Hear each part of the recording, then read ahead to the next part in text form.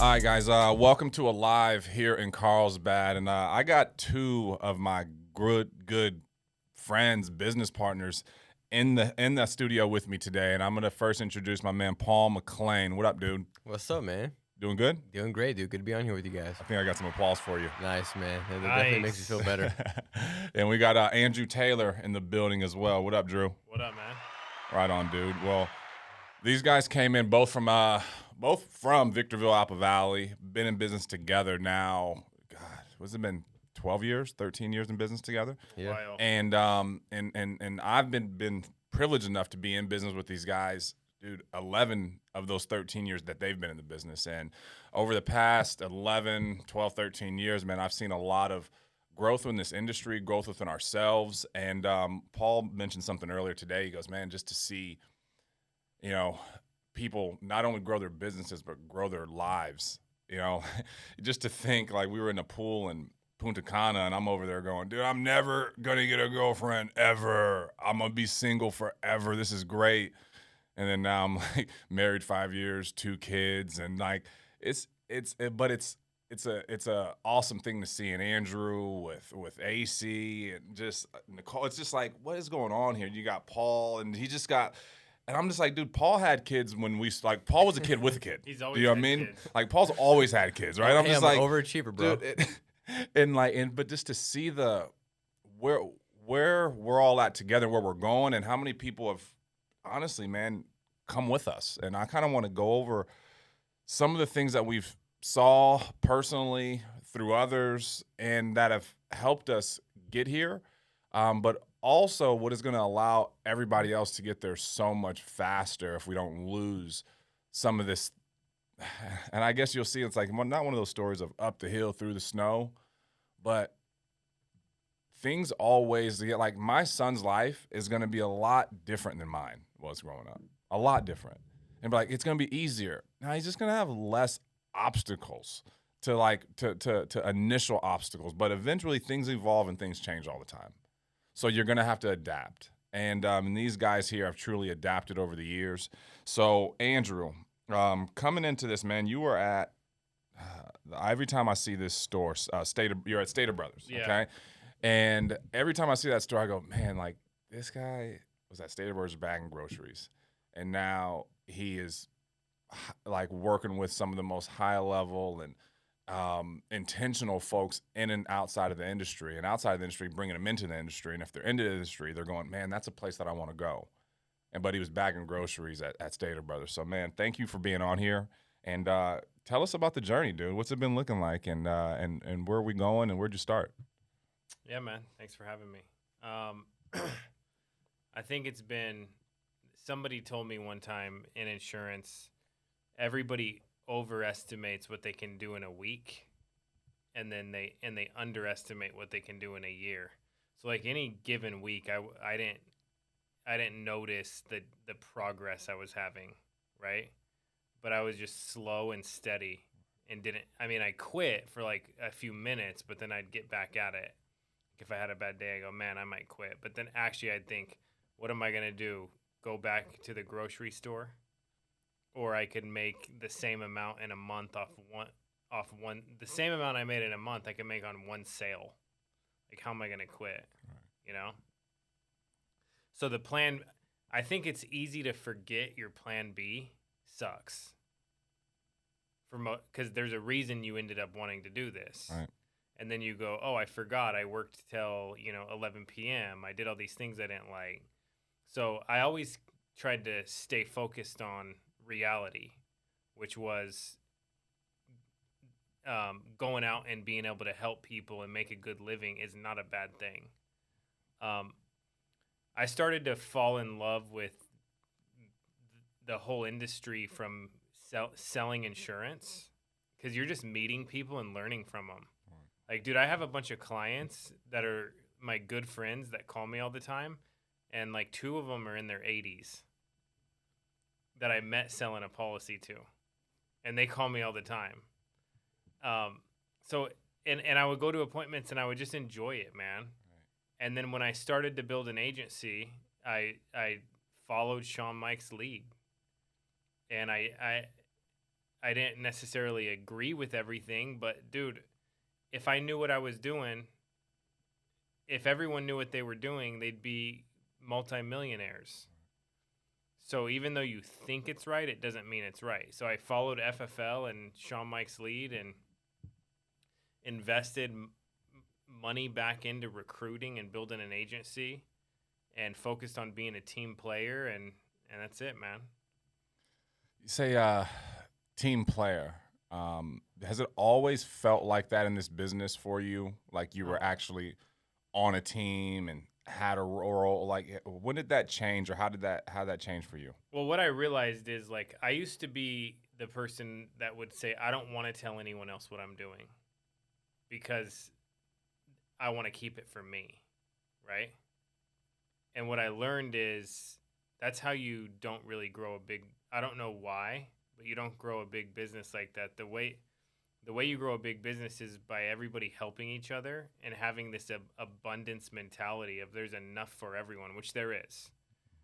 And once I learned that, I go, dude, why wouldn't I want to help another person do better in their life and business, whether I benefit from it or not? So that's what I mean by becoming a team player, you know? It's big stuff. Because one of the biggest reasons I thought that this would be something good, specific, like for me personally, was because first off, it was challenging. Like sports was challenging. And a lot of people said you couldn't do it. When I was playing baseball, a lot of people said, "Oh, the percentages of going pro." I was like, "There's even more reason to do it." And then on the flip side is like you had a coach, you had to earn, you had teammates, you had a locker room per se. You know, like there was things there. I was talking to Sean Merriman last week, and we were talking about like the locker room. And I was like, dude, that is, and if you've never been in one, you don't know what it's like. You know, and then you can start. It doesn't say you have to play sports in order to be, but I think you have this similar. You have this, what's it called? Relative. You can relate. You can relate to when things suck. Man, you know what? I don't only talk to my teammates when things are going good. I talk to them when it's going bad. I talk to my coach when not just so. I think when you're on this team type of environment, things don't seem as bad. You know, things don't seem as bad. They also don't seem as good either. And I think, Paul, I heard you say this a lot. You kept your emotions in check. You know, to do what you did in there, run, 21 appointments, all right, and come up with a goose egg, dude, your emotions got to be in check. But I also heard you talk about when you work that hard, you deserve it. When did you start feeling like you deserved it early on? What was that like? And can you kind of explain, like, what does that mean? Yeah, absolutely, man. Well, hey, thank you for having me on again. Yeah. And the one thing that I'll say as I get into that question is like, dude, it's been pretty cool to build this thing with you guys. You know what I mean? And I think that that's one thing that people could look forward to as they progress in this business, that you know, you get to watch and forge relationships with a lot of different people that are going to last forever, man. Like our kids will know each other and stuff like that. And that's a pretty cool thing. And the one thing I think that you've got to have your mind right on is that everybody has a different starting line. You know what I mean? Like when they get started in this business, you're running your race. Not to get confused with that, because everybody's race looks different, right? But know where you're starting at right now. You know, you're not stuck with that. If you just go through these basic disciplines and things that I'll kind of cover real quick, you know, the journey's going to look pretty different, you know, the next like 6 months, year, 2 years. It could shift and change pretty rapidly. And so, you know, everybody's got a different race. That's the one thing I want everybody to understand. Like when we got started, we're at different stages in the business. Like I already had a bunch of kids. You know, I had one. You know, I was 19. And then, you know, 3 years later, I had another one. And then I had another one. And you guys still didn't have any. And so for me, like I was running my own race. I had different things that I had to juggle and go through and deal with. People that started in this business 5 years ago, it was different than it is if you start now. But none of that stuff matters. What matters is what you have control over right now. And I think that's the biggest thing.